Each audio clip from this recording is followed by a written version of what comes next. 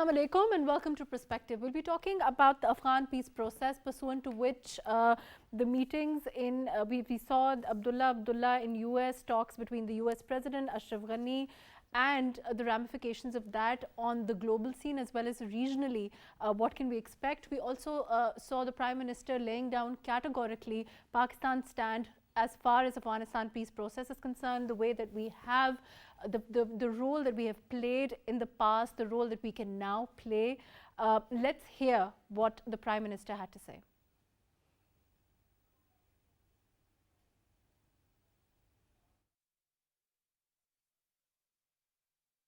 Prime Minister Imran Khan was of the view that the Pak-US relationship is at a watershed moment. The two countries have been locked in an uneasy embrace for the last 20 years, with the United States providing much-needed support to Pakistan in exchange of Islamabad's assistance in the war on terror. Prime Minister Imran Khan said, "Now, after the US leaves Afghanistan on 11th of September, basically Pakistan would want a civilized relationship with the United States. In the future, we want a relationship based on trust and common objectives." Prime Minister Imran Khan said he believes promoting economic connectivity and regional trade is the key to lasting peace and security in Afghanistan. If the responsibility is shared, Afghanistan, once synonymous with the great game and regional rivalries, could instead emerge as a model of regional cooperation. Prime Minister further said that there is a political solution in Afghanistan before the United States leaves. Pakistan has been emphasizing to the Taliban that they should not go for a military victory because the country that would be affected by a civil war after Afghanistan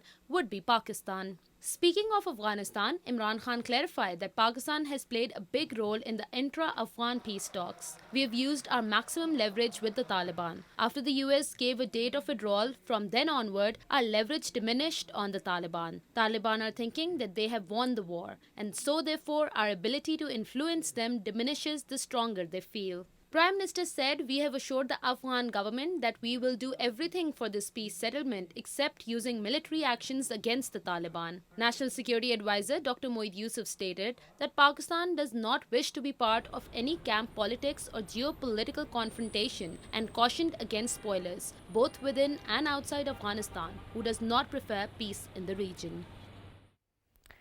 I have with me today Dr. Saeed Muhammad Ali, who's Director Strategic Affairs, CAS. Thank you for being with us. We're also going to be joined by Lieutenant General Naeem Khalid Lodi, who's a former Defense Minister, National Security Advisor. Thank you for joining us. Dr. Saeed, let's start off with you. How do you see the situation? You heard what the Prime Minister said. He's been very categorical. He's been very straightforward now. He's said that as far as Afghanistan is concerned, Pakistan has played its role. We've done our best. But, you know, after the US decided to leave and the way that they did that abruptly, our role, of course, has diminished. Our effectiveness, of course, has diminished. How do you see the situation now, pursuant to the meetings that were held in Washington also? Thank you so much for having me on the show, Maru. I think the situation is very delicate and the situation is also very fluid. Right. And it is evolving practically every hour. Right. And just to start off, basically I'll say it is evolving in 4 dimensions simultaneously. First off, the ground situation in Afghanistan, in which the security environment is rapidly transforming with the lightning expansion of Afghan Taliban and the growing insecurity of the Kabul administration. In terms of the political environment, you also see the Kabul administration becoming very weak and rushing to Washington to get some badly needed international support. In terms of diplomacy, I think internationally diplomacy is very active and is being played out both regionally and internationally. And herein lies the real challenge. Okay. Because while the Afghan Talibans are making unprecedented and very lightning gains on the ground, and the Kabul administration is weakening politically as well as in terms of their ability to maintain, hold and stay in power. But the real challenge, which is evident in some of the recent statements by the Afghan Taliban spokesperson, that they expect some international recognition, legitimacy and support as well. And that will be very critical, that even if they come to power by hard power, by sheer power, will they be able to translate their conquest on the ground into acceptability within the Afghan ranks of other communities and ethnicities, and also attract international support and legitimacy, without which building a normal nation state, despite their military gain, would be a huge challenge. Do you think what happened, Lieutenant General Naeem, do you think that whatever the meeting that happened in Washington, the comments of the US President also, do you think that the role itself, how does the US see its role? Of course, we've seen how the date of withdrawal was extended. But in terms of their own role, they've also been very straightforward, saying that they want the Afghan government itself to take its lead. Isn't that right? First of all, I think I will make one statement, and that is whatever statements are emanating from Pakistan, I think they are truly in the right direction, and they reflect the the people of Pakistan, the sentiments of the people of Pakistan, and also they also reflect the understanding of the things on ground, and the political and military understanding of the situation. Now, it is very simple, in my opinion, that American role, after they have nearly left, I mean, just some remnants are there, is diminishing with each passing day. And Abdullah and Ashraf Ghani expecting from Washington that they will be able to do all that which they were not able to do while they were actually here on ground, is, I think, one can only say great expectations. In my own opinion, whatever was discussed between them internally has not come out. Probably they were looking for the settlement of many Afghans in America and elsewhere, because as we see the ground situation, it is written on the wall, writing on the wall, that Ashraf Ghani's government will not be able to stay. And it is again, I mean, mathematically, it's simple that if the combined forces of America, NATO, and Ashraf Ghani could not overcome Taliban, Ashraf Ghani alone will not be able to do it. So it's that simple. But The only thing is what that about the we challenges need to. for us now? You know, Yes. vis-a-vis the situation in Afghanistan. You know, you're saying that they will not be able to, it's likely that the government itself will not be able to hold. How do you see that in terms of for our region, for particularly Pakistan now? Okay, I do not really contribute to that idea where people say that this time again there will be a lot of bloodshed, and there will be a lot of chaos, and there will be a lot of Okay. refugee flow towards Pakistan. And to support my view, let me say two, three things. One, that 20 years back, the situation was that Russians left and Americans left, and nobody was here. So there was a vacuum. Right. This time, Americans are leaving, but China is there, Russia is there, Pakistan and Iran are also there. And Pakistan and Iran probably also have a better understanding than it was 20 years back. Uh, the second argument I would say is that if the Afghan Taliban influence is expanding the way Muhammad Ali Saab was saying, and he was very right, where are the refugees which should be flowing out of those areas? You know, they've actually about half the Afghanistan is under their control, and we should also keep in mind that in most of the districts, it is not the fight which is giving them the control. It is mutual understanding and at times negotiations that is giving them the control, because Afghans are very practical people. They understand that where the power lies, and they will not like to fight Taliban, because it will be a case of futility. So I think very easily Taliban will besiege Kabul, and of course then they will wait what happens next, because they will wait that Ashraf Ghani gives up voluntarily. If that doesn't happen, then General naturally Sahab, there will be violence, a the Prime small, Minister but that said violence will that not if be there is, very the long. Prime Minister It will be said that short. if need be, we will close our borders.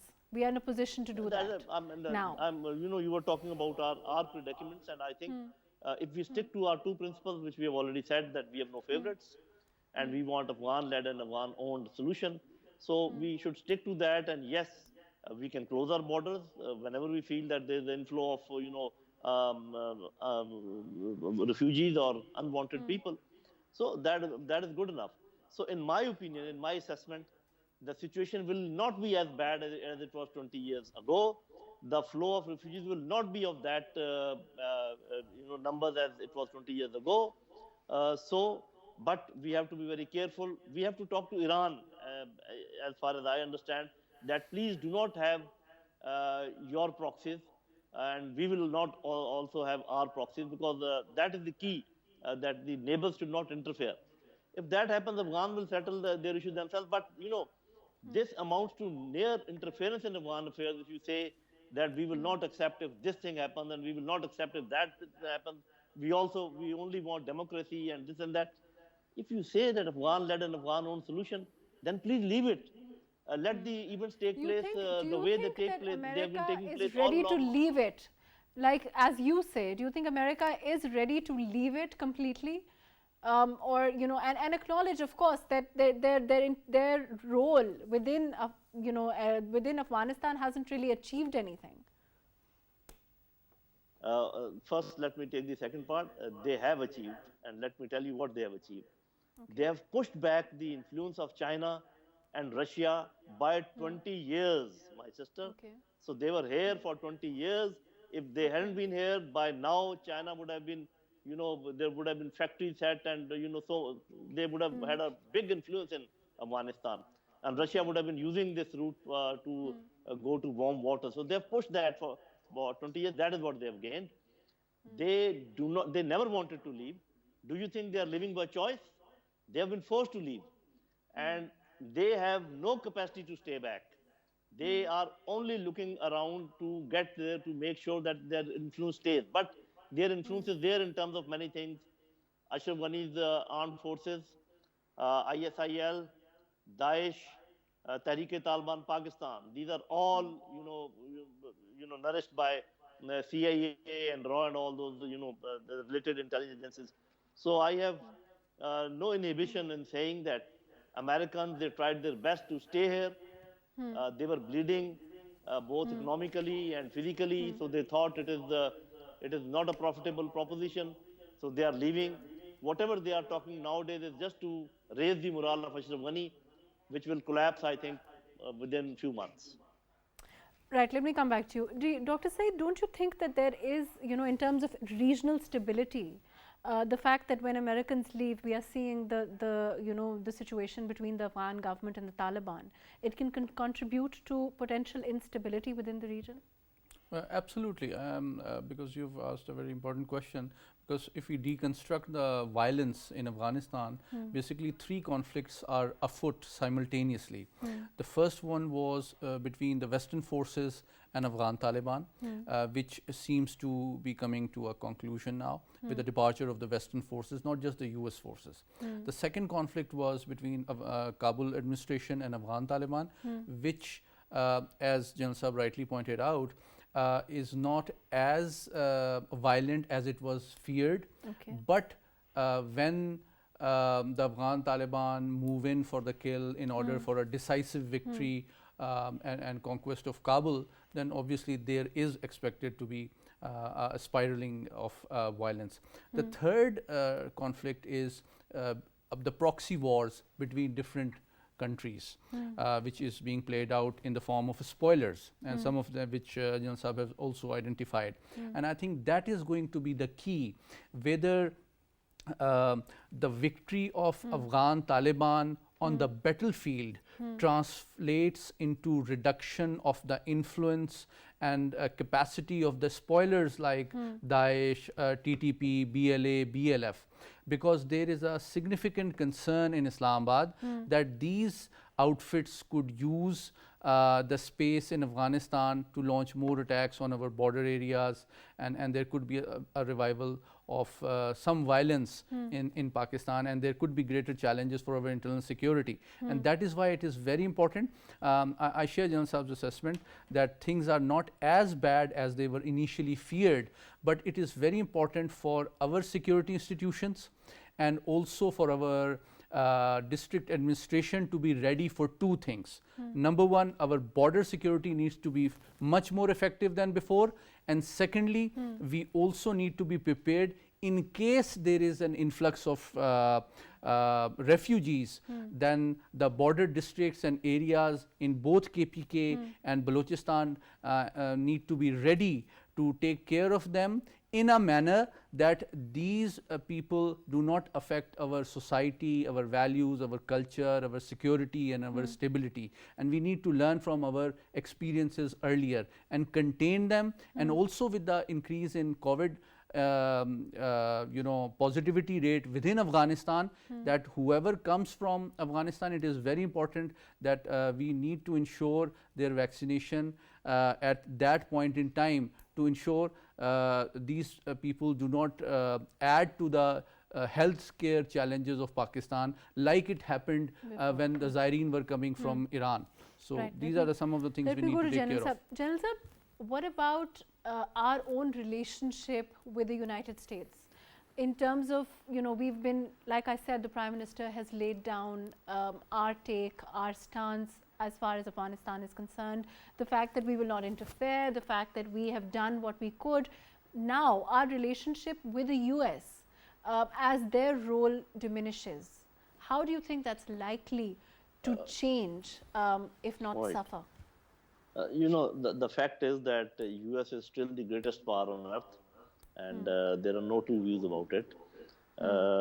So any country would like to have good relations with America, and Pakistan is no exception.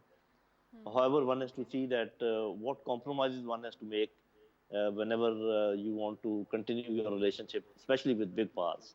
But don't you think we've made enough of those compromises? Before also we have experienced in the past that in spite of being very close allies with the Americans and helping them a lot, especially in tackling the Afghan situation, still we were not trusted and at times abused in very open words. So any self-respecting nation cannot take that.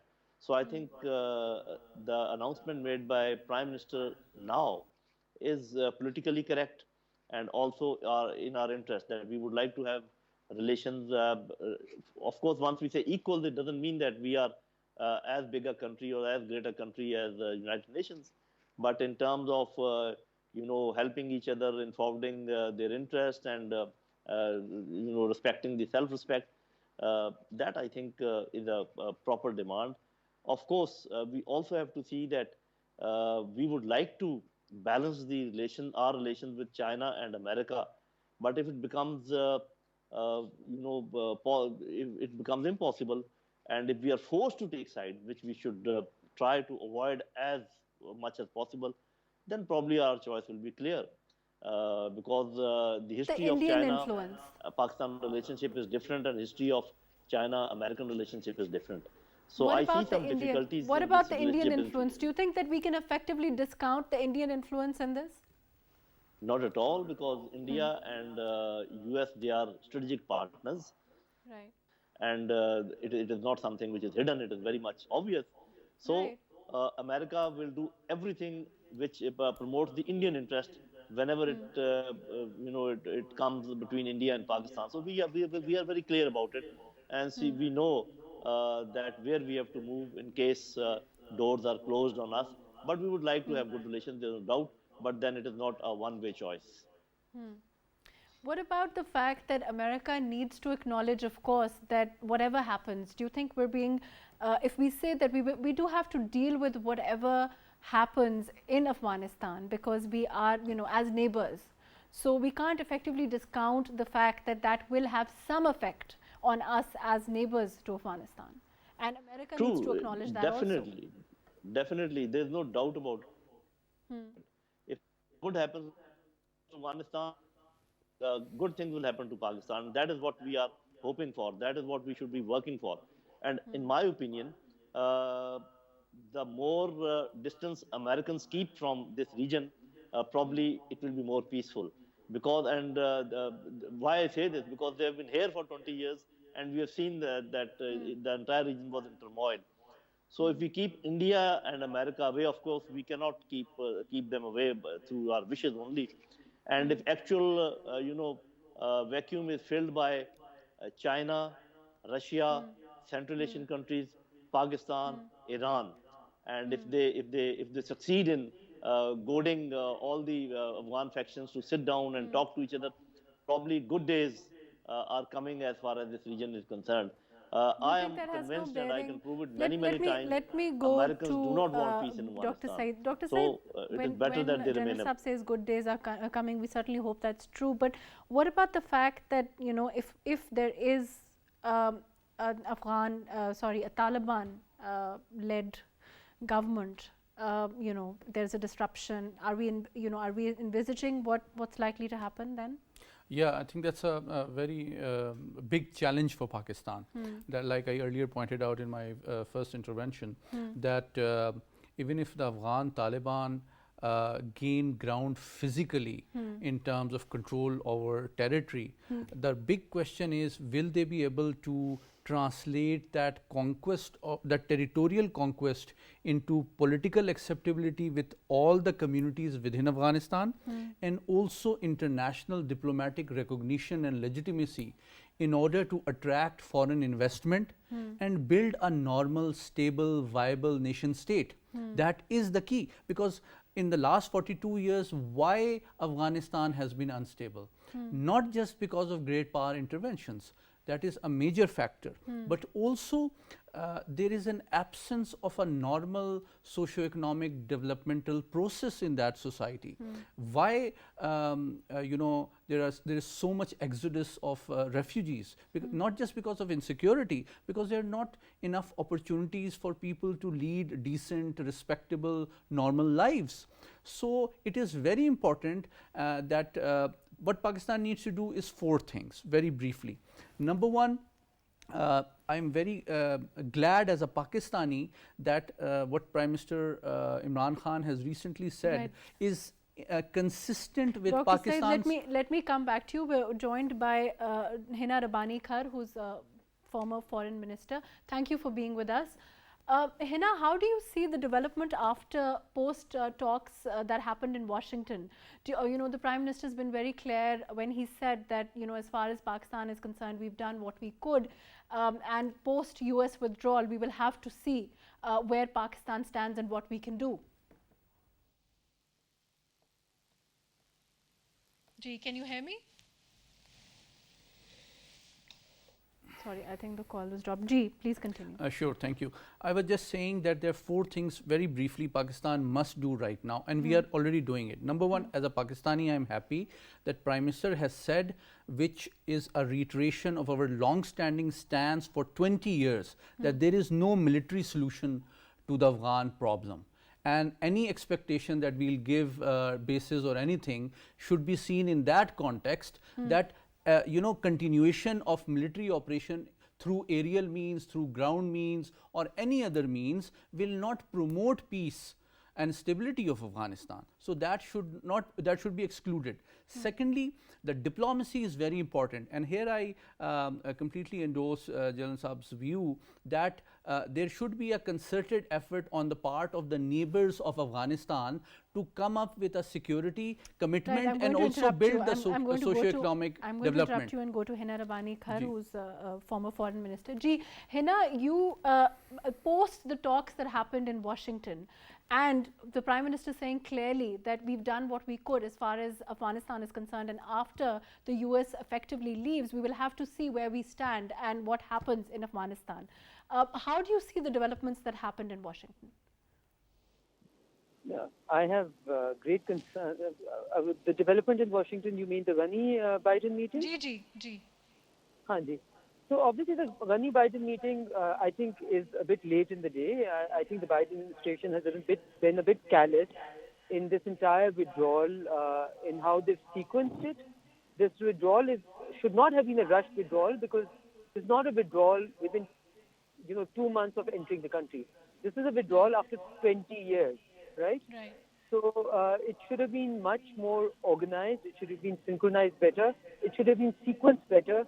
The preliminary negotiations with the Afghan government, and honestly keeping Pakistan or gaining Pakistan's confidence in before the announcement of the withdrawal also, because I heard the Prime Minister's I read from the Prime Minister's interview, I believe, to the New York Times, in which he said that his leverage or Pakistan's leverage has been reduced. I have a Yes. problem with using the word leverage with a country's foreign policy objective because I believe it has a negative connotation. But clearly, what I take from that is that the Prime Minister was not kept in the loop or was not informed well in advance as to the Biden administration withdrawal announcement. Now, that is exceptionally problematic because for Pakistan to have been a partner with the US at great cost to itself and not Right. to have been given this much sort of importance or respect or, understood Pakistan's need to know what the US plans of withdrawal are before they're officially announced. I think that shows the Biden administration's callousness towards this entire exercise. How do you see the situation post, once America leaves? How do you see the situation within the region? Do you think that our regional instability can possibly increase because we are seeing, with the Afghan government being not on a very solid footing and the Taliban influence there? Look, I think the regional reverberations will be much later. I am much more concerned about a full-scale implosion in Afghanistan. Because if you look at the ground realities in Afghanistan, post the announcement only of withdrawal by the US, there are private militias being trained, there are private militias on the ground, there are northern militias. The Taliban have taken 80% of the districts, 80% of the, a lot of the area. There are serious concerns of a complete breakdown of the Kabul government. The U.S. intel agencies and intel sort of, the intelligence side has given an assessment that they look at the breakdown of the Kabul government in as close as 6 months. All of this is of great big concern of Kabul or Afghanistan already seeping into a civil war-like situation, if not a full-scale civil war. Now, the impact of that through what has traditionally been a porous border into Pakistan is obviously going to be very, very dangerous. But I feel that Pakistan today is not where it was 30 years back, 40 years back, 20 years back, even 10 years back, even 2 years back for that matter. Pakistan today has a choice. Pakistan has the choice and the ability and the technology to be able to protect itself, its geographical borders, and its citizens. And Pakistan, therefore, must be very, very clear that no people should be allowed to go from here into Afghanistan, and none of the chaos or the, militancy. The Prime Minister said that we will effectively close our borders if it comes down to it. So that is, he's categorically saying that if need be, we will protect ourselves. I think the need is right now. I think to react to something which is already a full-scale situation, if you look at the trend, it is very, very scary. Okay? So you need to start protecting yourself now, not when it is too late. We have learned our lesson from history. We have only experienced this extremist insurgency in this country 20 years back.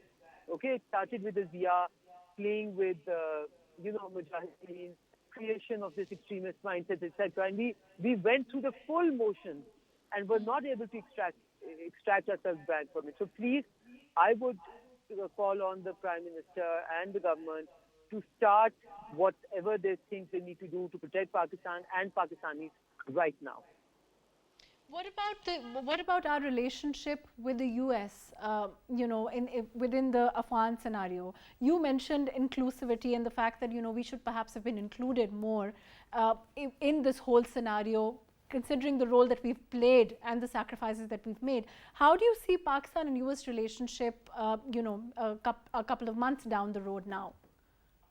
Look, this might be a bit nuanced for as a straightforward answer to your question, but I get very worried that a lot of people in Pakistan are not fully understanding. A lot of policymakers in Pakistan also are not fully understanding the tectonic shifts which have taken place in the global world order and global alignment, right? So when I see the Prime Minister's comments, I believe it was either in the Washington Post or New York Times, US relations to be like that of UK, US, or US, India, I get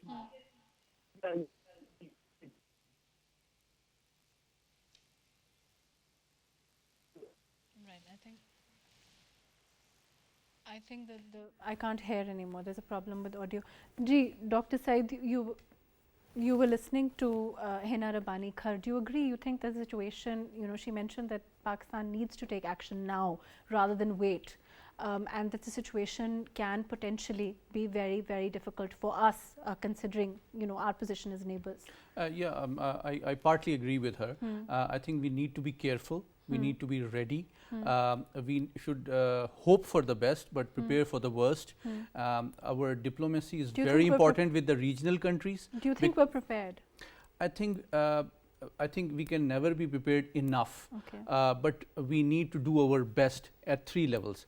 We need to engage with all the neighbors of Afghanistan who have a stake, who have a cultural and historical influence and stake and leverage with the Afghan people, that they need to work together to develop and evolve a stable, normal Afghan society. Secondly, there has to be a commitment.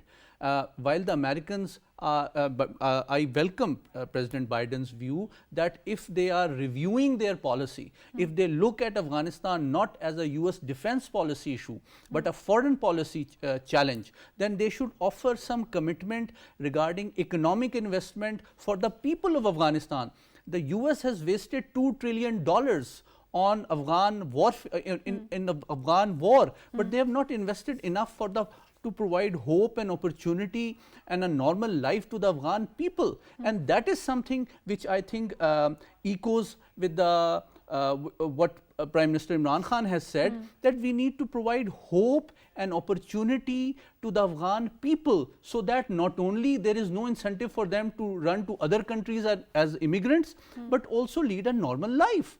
So either there is an exodus of Afghan people because there is insecurity and also no incentive for them to lead normal lives. So whether it is China, whether it is Iran, whether it is Russia, whether it is US, whether it is Pakistan, we should try to help the Afghan nation. So there has to be a collaborative effort of building a normal Afghan nation. That is the most important thing. And secondly, I think it is also very important that the international community should support the Afghan nation rather than just the Kabul administration. And it's not one or the other. There is too much focus on Afghan Taliban and also Kabul administration. I think we should look at the Afghan people and provide them hope, and international organizations, whether it is WHO, whether it is United Nations, whether it is any other organization, SCO, they should look at the Afghan people. Nobody has provided hope and opportunity to the Afghan people. And let me say this as a Pakistani, whether it was the Soviet invasion, whether it was the American intervention, the Afghan nation always trusted the Pakistani people, the Pakistani nation, the Pakistani soil for security, for survival. And that reflects the true sentiment of the Afghan nation, the expectations, and we have immense soft power that we need to develop by helping our Afghan brothers. That is very important. But we should also be prepared for the worst case scenario, because if there is a spiral of violence in Afghanistan, our local administration in the border areas close to the border crossings must be ready to provide them the food, shelter, medicine and other things, and at the local level, and not allow them to move around the country and spread, add to our problems. So while we need to continue our diplomatic effort, we need to rally the neighbors to collectively help build Afghan nation, but also be ready for the worst case scenario at the domestic level. Let me go to General Names. General Sahab, you think, we've been talking about our preparedness.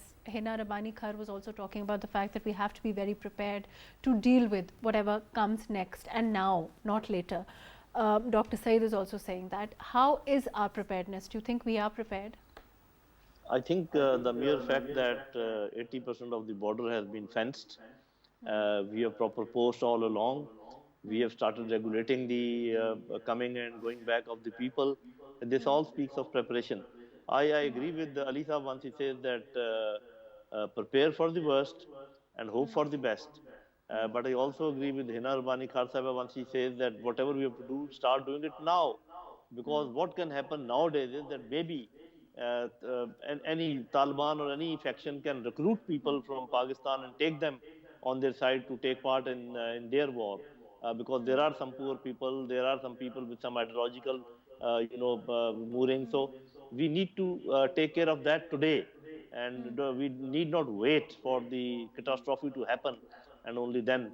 But let me say two, three things. One is that uh, if Afghan Taliban have been successful to push out American forces, NATO forces, combined along with the defeated, nearly defeated the Afghan forces also. So now asking them that please do not proclaim victory uh, is asking for something which will not happen. The moment Americans are out, the first slogan you will hear and I will hear and we will hear is that Afghan Taliban will say that we are victorious. They've started saying that. So Prime Minister saying that they should not say it, it's very strange. Why should they not? I mean, I'm not pro Taliban, not at all, but I'm just talking about the ground situation. And secondly, there is just no doubt that Afghan Taliban will come up as the main stakeholders militarily and politically in any future dispensation. So, hoping for a democratic setup over there or hoping for something else is again a hope against a hope. So, whatever is likely to happen is dependent on the history of Afghanistan, on the geography of Afghanistan, and the way the people on their culture. What is going to happen is, let me spell it out. There will be a small, limited period civil war around Kabul. Taliban will take over Kabul by force because Ashraf Ghani is not going to relent. So the first condition which Prime Minister is putting that if Taliban take over Kabul by force, we will not. I mean, accept that. That is up to him, and he knows better. He has a lot of knowledge. But that is exactly what is going to happen. And then there will be a grand jirga. Then there will be reconciliation between various Afghan factions, and there will be a acceptable Afghan government in the center and in the provinces. I think Led that is by the the time that Taliban. Pakistan should be waiting for, and then I think the whole world should come to the rescue, and then whatever happens. So this is how the things have happened in Afghanistan all along history. This is how the things are going to happen now. And now asking Taliban that please don't proclaim victory and please don't go to Kabul is just asking something impossible. Right. Unfortunately, we're out of time. Thank you so much for joining us, Dr. Saeed Mohammed Ali. Thank you for being with us. Lieutenant General Naeem Khalid Lodi, thank you for joining us. Hina Rabbani Khar, thank you for being with us. As far as Afghanistan is concerned, of course, the Prime Minister has also said that Pakistan has played its role. We've done our best, and now we will see whoever forms a legitimate government in Kabul, in Afghanistan, Pakistan will support them. As far as our own situation is concerned, we must take care of our own borders, we must be prepared to deal with any aftermath that may occur because of instability in the region, and he assured everyone that we are fully prepared to do that.